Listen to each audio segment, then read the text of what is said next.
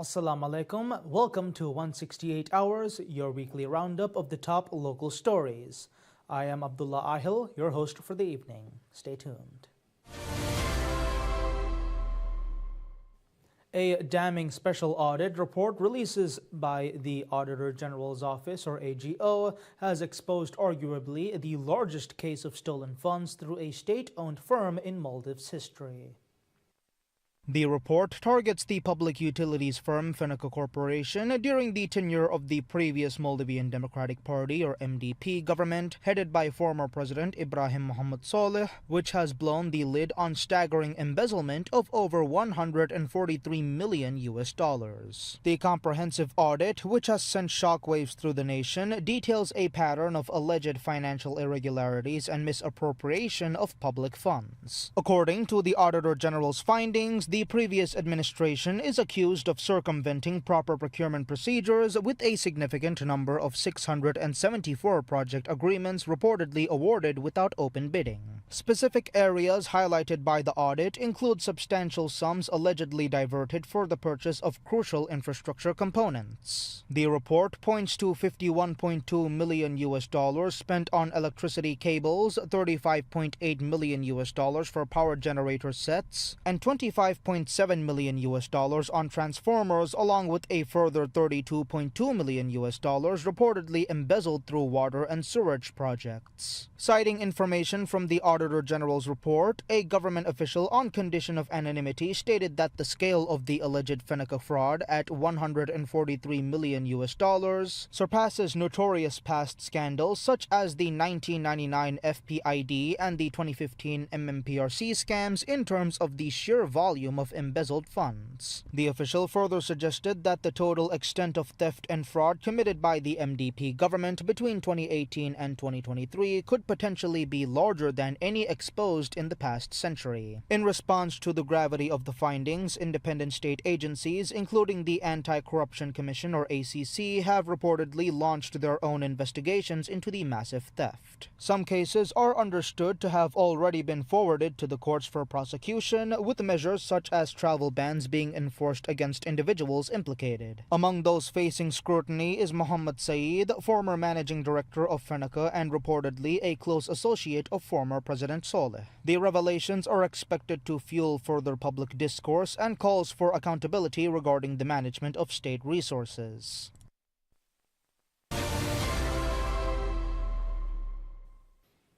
The government reports a significant increase in revenue and grants, reaching $1.8 billion as of the 18th of September, a 6.3% surge compared to the same period last year.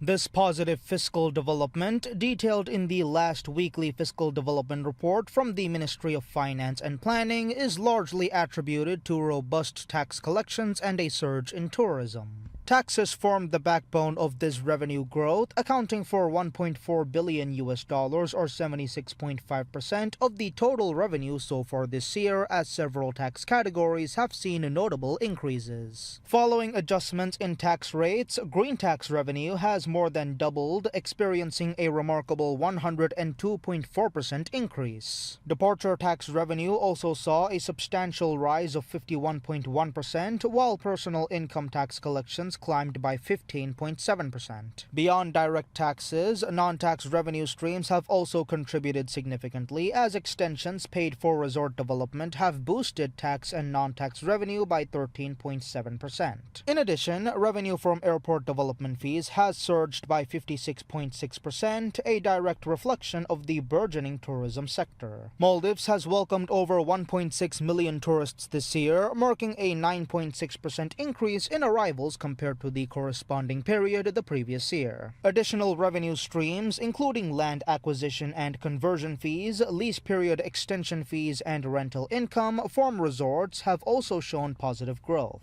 This combined uplift has led to the overall 6.3% increase in total revenue and grants. In parallel with the revenue growth, the Sovereign Development Fund has also seen a substantial increase, with deposits rising by 49.8% to $97.3 million. Cumulatively, the government has now secured 68.8% of the total revenue and grants estimated for the current year in the state budget approved by Parliament, indicating a strong performance against fiscal targets.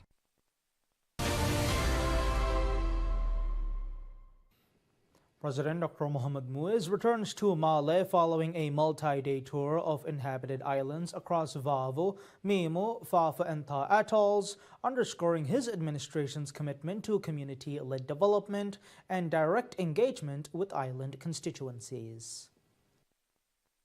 The visit featured consultations with island councils, women's development committees or WDCs, institutional leaders, and residents. Joined by cabinet ministers and senior officials from key government agencies, the president facilitated discussions on local priorities and public welfare concerns. Officials also provided updates on ongoing projects and invited input on future initiatives, reinforcing the administration's emphasis on participatory governance. Several infrastructure programs were formally launched during the tour. Among them were the introduction of Rajya Transportalink or RTL high-speed ferry operations, airport development schemes designed to strengthen the national transport network, and the rollout of Bank of Maldives ATM services, now operational on every inhabited island within the 4 atolls. These efforts align with the government's population consolidation policy, under which new housing developments, educational institutions, healthcare facilities, and sports infrastructure were unveiled. Measures to support the fisheries and agriculture sector were also announced. The president outlined plans to reinforce the national healthcare system within 6 months, signaling a strategic shift in service delivery. Development efforts were distributed across the 4 atolls with measurable outcomes. In Ta Atoll, where the president visited 13 islands, 29 projects were initiated, 12 completed, and agreements for 20 new projects were signed.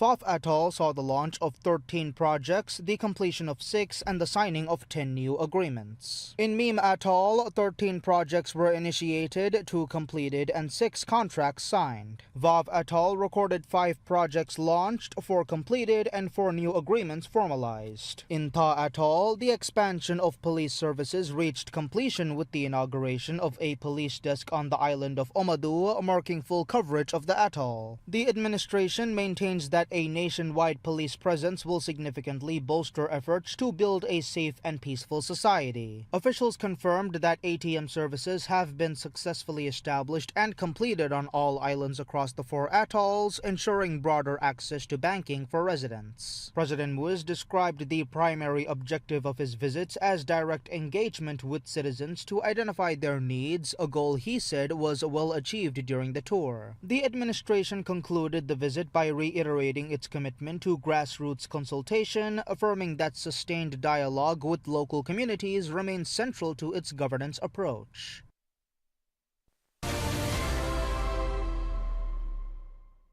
President Dr. Mohamed Muiz reiterates his administration's unwavering commitment to eradicating corruption and ensuring full accountability.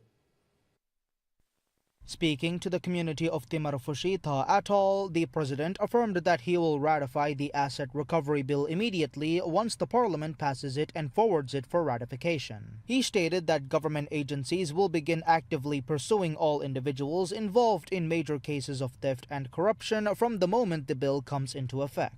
The president explained that the primary purpose of the Asset Recovery Bill is to address the long-standing difficulty of reclaiming funds from individuals implicated in large-scale corruption and theft cases investigated in recent years. Highlighting the government's broader efforts to eradicate corruption, President Dr. Muiz noted that the Maldives 2.0 digitalization project represents the largest initiative of its kind, designed to transform governance systems and close off avenues for malpractice. He further assured assured that his administration would not exert influence over the judiciary or independent institutions, emphasizing that their independence is a fundamental principle. He stressed that the government's role is to enable these institutions to carry out their responsibilities effectively, while urging the Anti-Corruption Commission and the Prosecutor General's office to expedite their work. The president also referred to the Auditor General's report on the misappropriation of $142.66 million through Fenica Corporation Limited, describing it as a deeply regrettable incident. He confirmed that the Maldives Police Service has commenced the necessary investigations. He said he had instructed relevant authorities to expedite the investigation. President Dr. Muiz reaffirmed that no one will be exempt from accountability, pledging to act with fairness and justice in every case. He concluded by underscoring his determination to root out corruption and safeguard the freedoms now enjoyed by the people of the Maldives.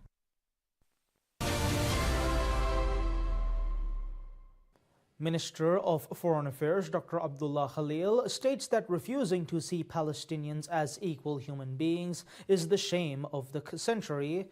He made the statement while delivering his address at the 80th session of the United Nations General Assembly, or UNGA, in New York.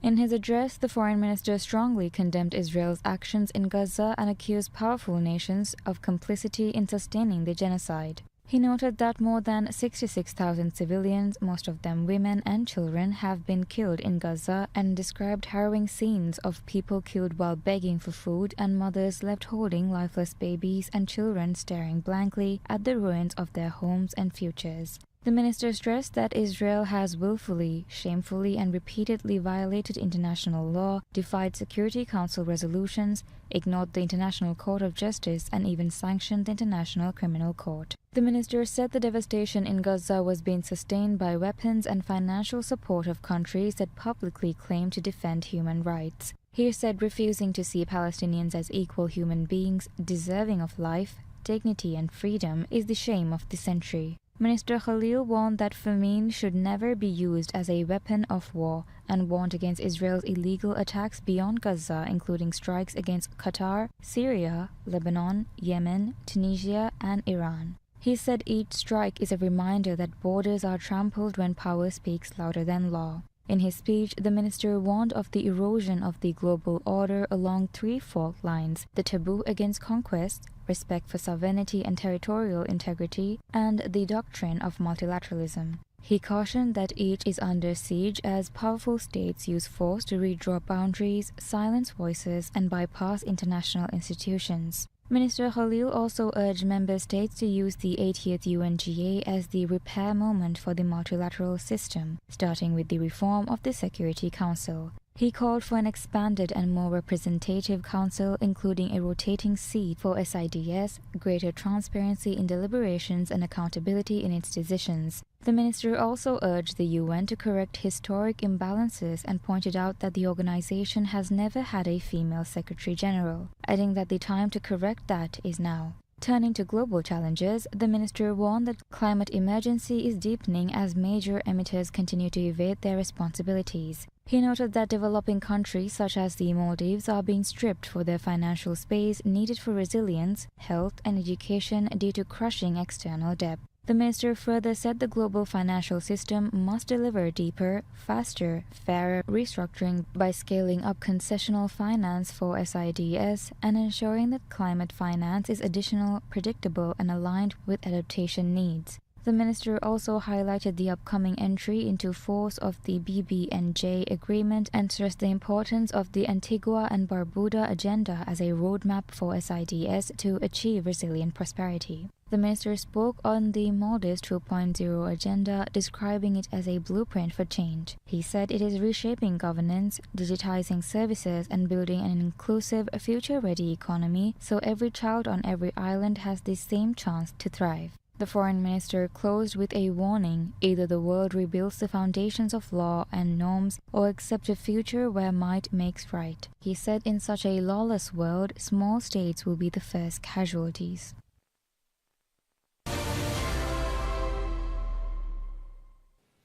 Bank of Maldives, or BML, in partnership with American Express, announces the launch of its latest destination campaign, Experience Maldives, designed to promote the country's tourism offerings to American Express card members.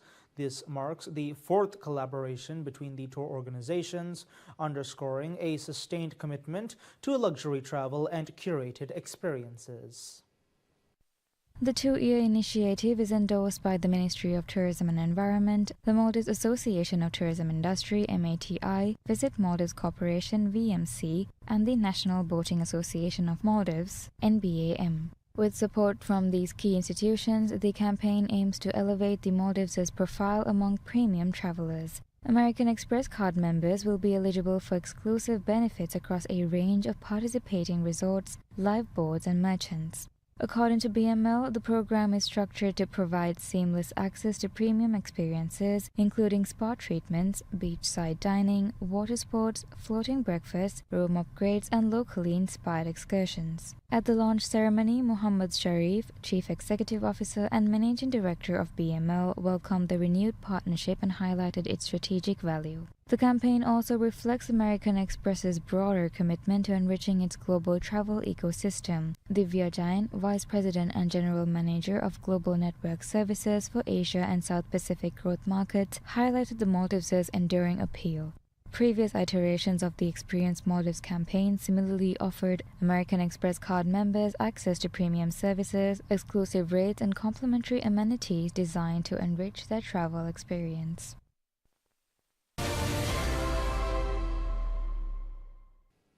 Mohammed Saeed, Minister of Economic Development and Trade, accuses the former Maldivian Democratic Party, or MDP, administration of orchestrating widespread corruption that he claims left the country's finances in disrepair. At the center of his allegations is a scandal involving Fenica Corporation, the state-owned utility provider, which he described as symptomatic of a broader collapse in governance. His remarks, delivered during an appearance on the Rajimir program on PSM News, followed the release of a special audit report by the Auditor General's office. The report concluded that billions of rupiah had been embezzled from Fenica. Minister Saeed said the misappropriation occurred with the full knowledge of senior officials in the previous government, some of whom allegedly benefited directly. Among those named was former President Ibrahim Mohammed Saleh. Minister Saeed claimed that President Saleh had been formally informed of the corruption but failed to intervene. Minister Saeed described the alleged corruption as part of a broader pattern of economic mismanagement. He said that when the current administration assumed office, it inherited a network of bankrupt state-owned enterprises, including Fenica. According to the minister, public resources were used to secure electoral victories, projects were launched at inflated prices, and major financial misconduct was carried out with the expectation of retaining power. He pointed to the depletion of national reserves as evidence of the damage. He concluded by underlining the need for accountability. Every instance of alleged corruption, he said, must be investigated with appropriate action taken based on the findings. Minister Saeed assured the public that the administration of President Dr. Mohamed Muiz would not tolerate corruption and would respond decisively to any misconduct uncovered within the current government.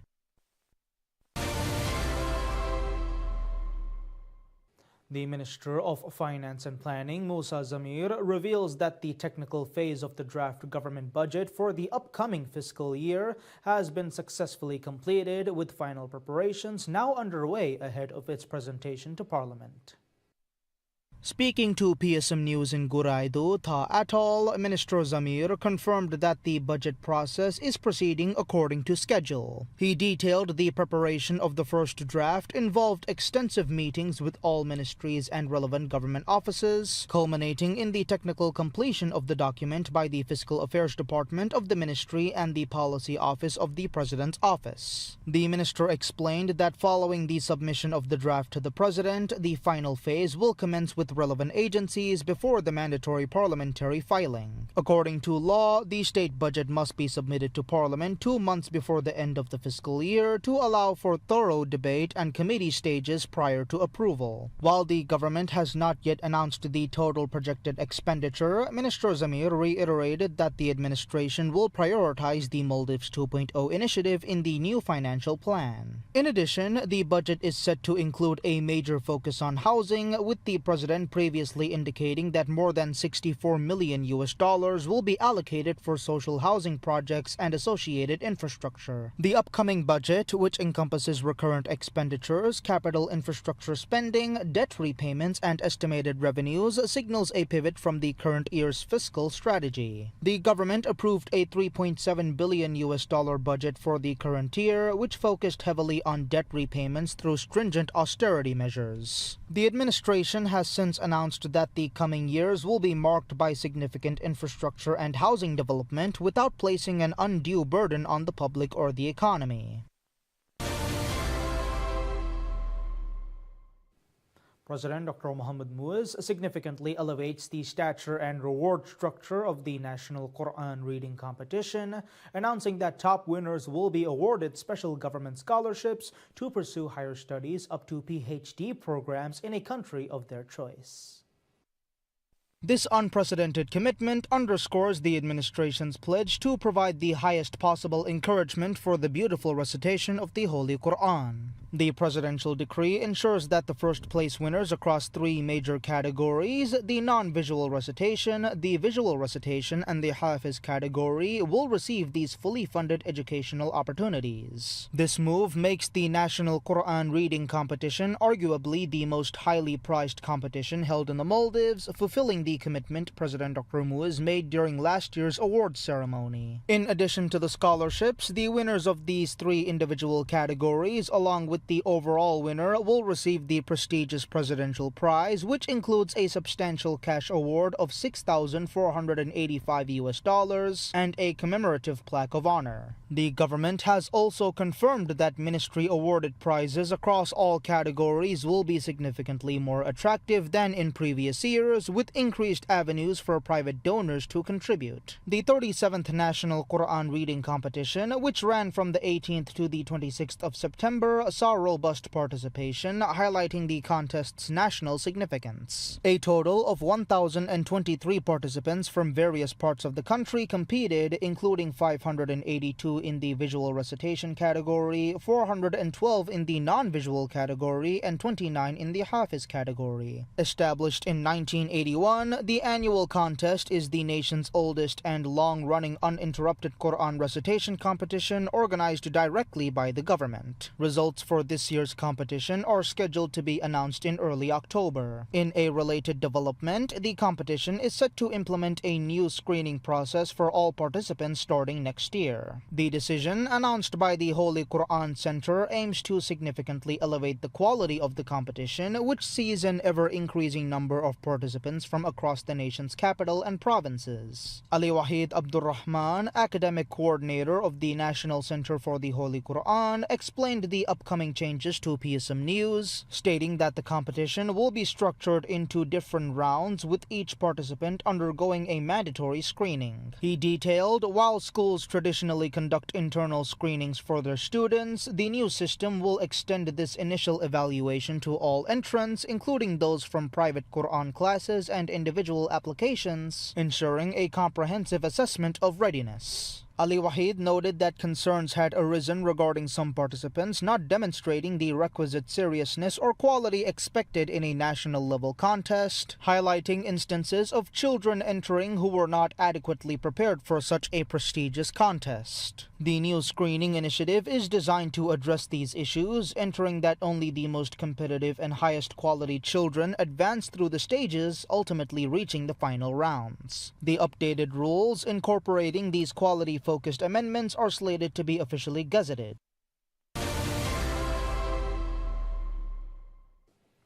President Dr. Muhammad Muiz reaffirms the government's commitment to listening to and addressing the needs of fishermen. He delivered this assurance during a meeting with fishermen at the President's office, the third such meeting between the President and the fishing community. During the discussion, fishermen raised several concerns, foremost among them the need for a clear timeline on increasing the fish purchase price to $1.30 per kilogram. They also highlighted a decline in the bait fish population, though Vav Atoll was noted as offering the best conditions for bait fishing. Additional concerns including difficulties in securing loans from the Bank of Maldives or BML and obstacles to obtaining fishing licenses. Fishermen also requested that the Maldives Industrial Fisheries Company or MIFCO's weighing scales be upgraded to digital models. They further highlighted broader challenges relating to fishing and fish weighing across different regions of the Maldives. While raising these issues, the fishermen acknowledged the government's initiatives to support the industry and address previous concerns, but stressed the importance of further improvements. In response, President Dr. Muiz assured them that the fish purchase price would be increased once the 48-hour payment system is fully stabilized. He further committed to working closely with fishermen to address their concerns. Regarding the loan difficulties raised, he said that in line with the government's policies, instructions would be given to BML to simplify the loan application process, including reducing documentation requirements. He noted that ongoing land reclamation projects in Vav Atoll would continue in consultation with fishermen to ensure their views were incorporated. The president also provided updates on other key initiatives, including the efforts to stabilize fuel prices across all atolls to match the State Trading Organizations or STO's rate, with completion expected by March next year. He further outlined MIFCO's preparations to commence fuel sales. President Dr. Muiz reiterated his administration's commitment to resolving the challenges faced by fishermen and supporting the continued growth of the fishing industry. That's all we have for now. Thank you for watching 168 Hours. See you next time.